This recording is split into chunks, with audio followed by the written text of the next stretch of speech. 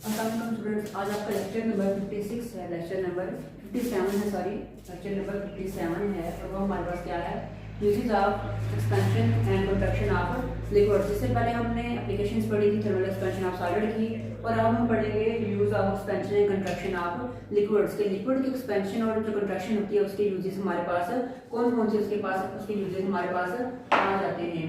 तो उसका जो पहला यूज है वो इन्होंने बताया गया, वो है थर्मोमीटर की एग्जांपल है। जो मैंने आपको थर्मल एक्सपेंशन ऑफ लिक्विड के टाइप में पहले ही एग्जांपल को दे चुका हूँ।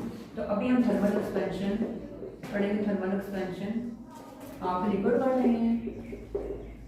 तो इसमें जो एग्जांपल आ रही है वो हमारे पास कौन सी आ रही है, थर्मोमीटर की।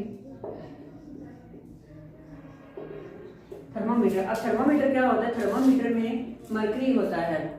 क्या होता है, मरकरी होता है। अब जो मरकरी है इसमें हमने पढ़ा था कि एक्सपेंशन ऑफ लिक्विड में कि जो लिक्विड होता है ये एक्सपेंड करता है ऑन हीटिंग और कंट्रैक्ट होता है ऑन कूलिंग पे। अब जो मरकरी होता है थर्मोमीटर के अंदर, जब हम उसे हीट वो हमारे टेम्परेचर को डिटेक्ट करता है, उसका टेम्परेचर इंक्रीज होता है और मरकरी का लेवल ऊपर चला जाता है। फिर जब हम वो अपने डिजायर्ड लेवल पे पहुंचता है थर्मामीटर, जब वो कूल होता है तो उसका जो टेम्परेचर होता है वो कम हो जाता है। टेम्परेचर जब उसका कम होता है तो मरकरी दोबारा अपने ही लेवल पे चला जाता है।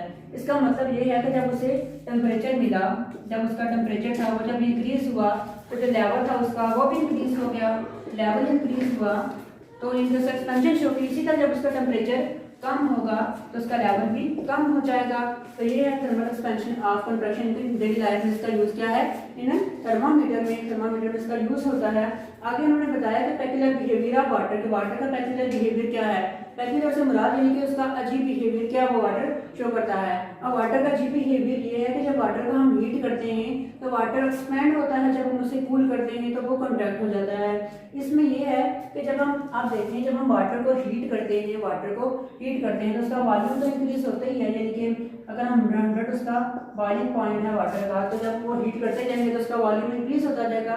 लेकिन जब हम उसका टेम्परेचर कम करना शुरू करते हैं, जब हम उसका टेम्परेचर कम करना शुरू करते हैं, यानी कि आप कह लीजिए जब हम वो टेम्परेचर पहुंचता है 4 सेल्सियस तक, वो 4 सेल्सियस तक तो वो कूल होता है। लेकिन 4 सेल्सियस के बाद 0 तक वाटर है वो 4 सेल्सियस से जब वो आता है 0 सेल्सियस पर तो वाटर आइस बनना शुरू हो जाता है, वाटर आइस बनना शुरू हो जाता है।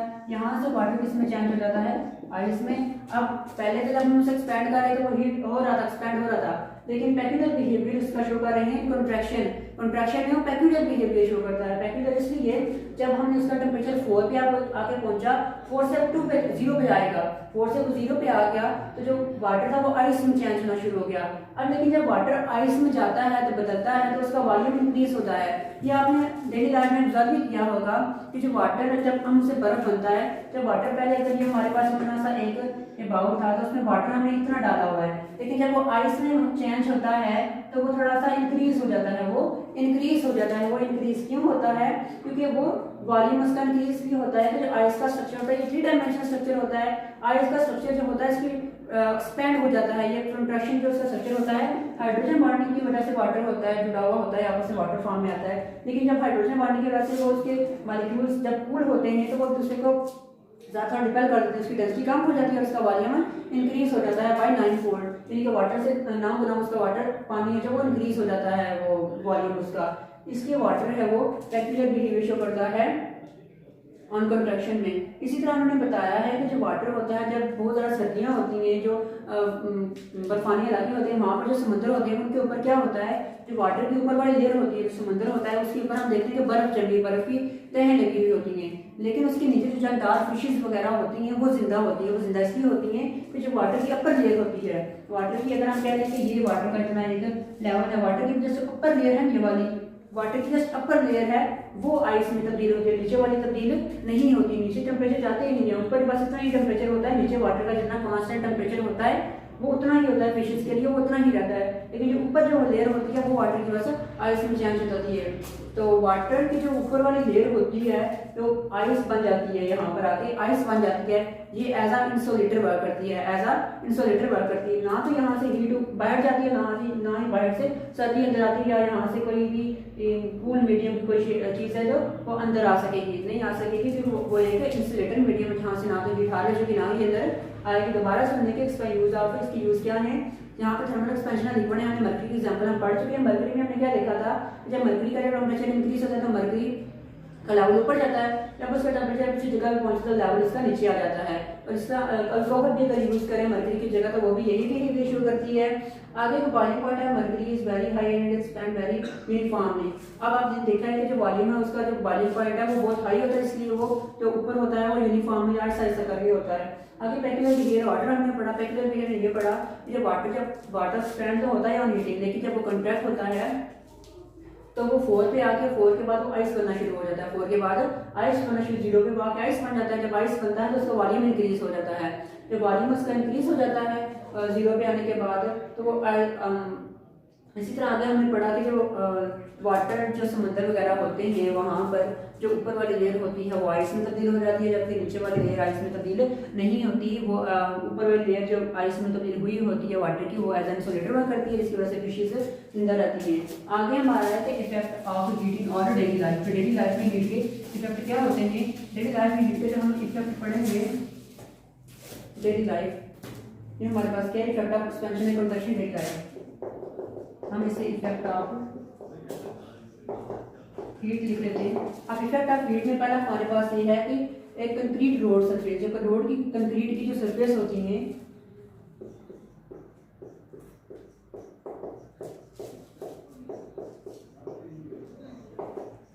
अब आपने देखा होगा जो रोड्स बनती हैं, रोड्स ये बिल्कुल ऐसे नहीं बन जाती, यहाँ पर उन्होंने दरमियान में कुछ थोड़ा सा यानी कि इंटरवल के बाद वो डालते हैं, जो भी उनका मटेरियल होता है वो उन्होंने इस तरह से डाला हुआ होता है। यहाँ पर उसके दरमियान उन्होंने कुछ लगाया हुआ होता है। यहाँ पर यानी कि उन्होंने पहले ऐसे डाला, फिर उसके बाद वो ऐसे डालते हैं। अब वो एक तरह से नहीं डालते, वो इसलिए नहीं डालते कि जब वो यहाँ पर डालते हैं सर्दी में होता यूँ है कि जैसे सॉलिड आपस में कॉन्ट्रैक्ट होता है, सॉलिड आपस में कॉन्ट्रैक्ट होता है, गर्मी में वो एक्सपैंड हो जाता है, इसलिए वो वॉल्यूम को लेफ्ट करते हैं यहाँ पर। क्योंकि जब वो गर्मियों में यानी कि हॉट वेदर जब होगा, हॉट वेदर में क्या होगा कि जो वाटर है वो जो ये मटेरियल है ये एक्सपेंड करेगा, ये मटेरियल यहाँ पे एक्सपेंड हो जाएगा और ये इस सरफेस को कवर कर देगा। सर्दियों में क्या होगा, ये कॉन्ट्रैक्ट हो जाएगी, इसलिए वो रोड की सरफेस को बरकरार रखने के लिए वो चीज़ ऐसे वहाँ पे वो गैप्स को रखते हैं। यानी कि जब वो कॉन्ट्रैक्ट वो जो एक्सपेंड होगा मटेरियल तो यहाँ पर सरफेस को कवर करे। अगर आप देखें यहाँ पर ये ऐसे ना हो बल्कि यहाँ से ऐसे जुड़ा हुआ हो, यहाँ से भी ऐसे, तो इसकी जो रोड अगर सीधी है जब वो कॉन्ट्रैक्ट होगा तो यहाँ पर वो डिफॉर्म हो जाएगी। यहाँ पर आपने चीज़ देखी थी, आप किसी भी चीज़ का से जब बहुत ज़्यादा उसे स्पाइरल फॉर्म करते हैं वो कर्व होना शुरू हो जाती है, वो इस तरह से होती है कि बहुत ज़्यादा कॉन्ट्रैक्शन हो जाती है।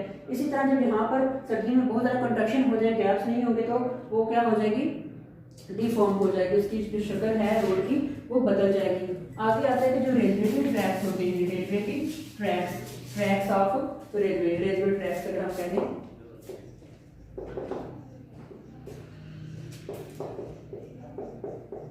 Railway tracks. अब रेलवे ट्रैक्स में क्या होता है, रेलवे ट्रैक्स में उन्होंने जो रेलवे के ऐसे आपने देखी हुई पटरियाँ ऐसे बनी होती हैं, रेलवे की ऐसे पटरियाँ बनी हुई होती है, वो जो पटरी होती है ट्रैक जो होता है यहाँ पर वहाँ पे एक प्लेट्स लगी हुई होती है, यहाँ पर उन्होंने प्लेट लगाई होती है, यहाँ पर फिर आगे ऐसे, यहाँ पर एक प्लेट, यहाँ से ऐसे। अब ये जो प्लेट्स होती हैं ये वर्क करती हैं वहाँ पर एक्सपेंशन कंट्रैक्शन के तौर पर, यानी कि जब ये वाले रॉड एक्सपेंड हो गई यहाँ पर उन्हें गैप्स छोटे छोटे छोड़े हुए थे, उन गैप्स को उन्होंने प्लेट से जोड़ा हुआ होता है। फिर जब वो गर्मी में एक्सपेंड करते हैं तो ये एक्सपेंड उस एक्सपेंशन की जो जगह वो इंक्रीज होती है, वो इस गैप में आ जाती है। जब ये कॉन्ट्रैक्ट करते हैं तो ये यहाँ से सिकुड़ जाते हैं। अगर आप देखें यहाँ पर ये ऐसे जुड़े हुए हों तो ये रोड ऐसे हो जाएगी, ये जो ट्रैक है ये ऐसे हो जाएगा और ट्रेन गिर वगैरह जाएगी। तो इसलिए जो रेलवे का ट्रैक बनता है वहाँ पर वो क्या करते हैं, गैप्स को छोड़ते हैं, वहाँ पर उन्होंने इस तरह के बैंड्स लगाए होते हैं जहाँ पर वो एक्सपेंशन और कंट्रैक्शन होती है।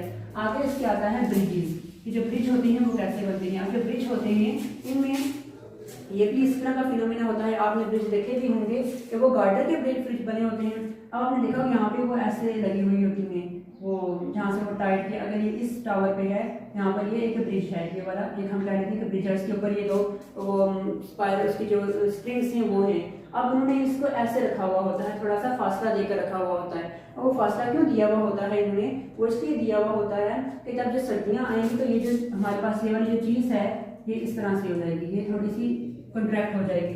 गर्मियों में तो ये ज़्यादा ऐसे बेंड नहीं होती है, लेकिन जब सर्दियाँ आएंगी कॉन्ट्रैक्ट हो जाएगी और पुल अपनी असली हालत में बरकरार रहेगा। ब्रिज जो होगा वो अपनी असली हालत में बरकरार रहेगा। इसी तरह गर्मी में एक्सपेंड हो जाता है, इसलिए वो एक लेवल से रखते हैं, यानी कि उन्हें ना तो ज़्यादा टाइट करके ना ही ज़्यादा उन्हें कंट्रैक्ट करके, बल्कि एक्सपेंड करके, तो वो एक खुला करके रहते हैं। जब कंट्रैक्ट हो तो ब्रिज के अपनी इसकी हालत बरकरार है। उसकी आते हैं ओवरहेड पावर्स, यानी कि ओवरहेड पावर्स।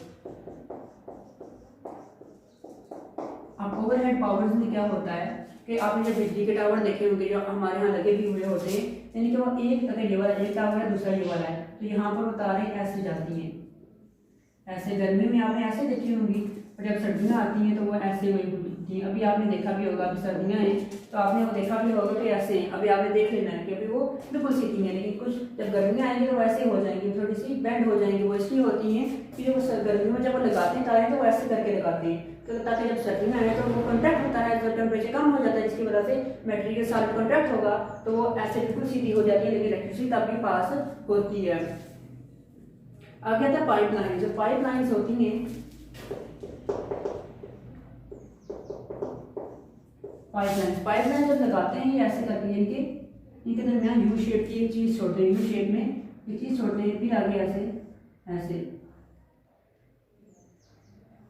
यानी कि यहाँ पर यू शेप की फॉर्म में एक उन्होंने गैप बनाया होता है। वो इसलिए बनाते हैं ताकि जब सर्दियों में जब ये चीज़ कॉन्ट्रैक्ट होगी, ये गैप यहाँ से ऐसे है ना, तो ये गैप क्या हो जाएगा, यहाँ से ये ऐसे हो जाएगा, यानी कि पाइप बिल्कुल फिर सीधा हो जाएगा। यानी कि जब वो बनाते हैं तो वहाँ पर एक यू शेप की फॉर्म में एक गैप लेफ्ट करते हैं। फिर दोबारा सुनने इसमें क्या है, कंक्रीट रोड में हमने पढ़ा कि रोड की जो वहाँ पे सरफेस के दरमियान कुछ गैप छोड़े हुए होते हैं ताकि एक्सपेंशन जब उनकी कंट्रैक्शन हो या एक्सपेंशन हो तो वो गैप को कवर कर लें। अगर रेलवे ट्रैक में हमने पढ़ा कि वहाँ पर उन्होंने जो गैप्स लगाए हुए होते हैं वहाँ पर उन्होंने ज्वाइन किया हुआ था फिश प्लेट यूज़ करते हैं, जिसकी वजह से वो ट्रैक जो होते जुड़े हुए होते हैं और एक्सपेंशन जब कंट्रैक्शन होती है तो वो मेंटेन रहती है ट्रैक। इसी तरह ब्रिज का भी हमने पढ़ा, और ओवरहेड पाइप में मैंने बताया कि जो तारें वगैरह होती हैं वो थोड़ी बेंड करके लगाते हैं ताकि ये सर्दियों में जब कंट्रैक्ट हो तो टूटे वगैरह ना। इसी तरह जो पाइप लाइन है वहाँ में यू शेप का स्ट्रक्चर उन्होंने दिया हुआ होता है जिसकी वजह से वो गैस वहाँ से गुजरती रहती है। Thank you so much for watching.